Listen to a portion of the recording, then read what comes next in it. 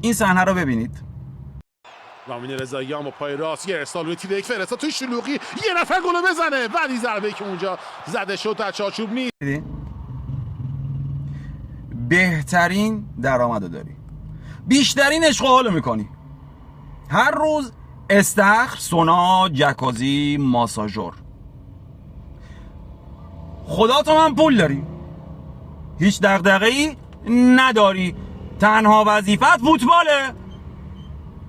الان این موقعیت رو من بودم گل میکردم، من که هیچ، اینم بود گل میکرد. این خجالت نمیکشی؟ با ما ملت گناه نداریم که شما شاسکولا باید بشین تیم ملی ما؟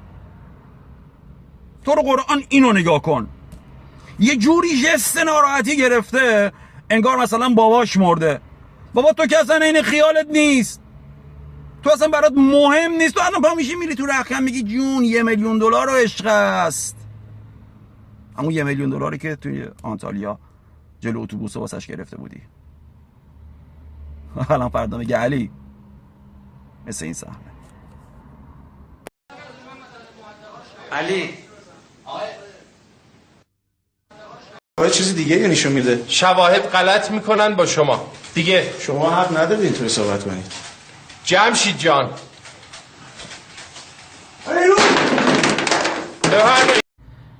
ولی حالا ایشالله بلژیکو میبریم، مصر هم لاب میزنیم.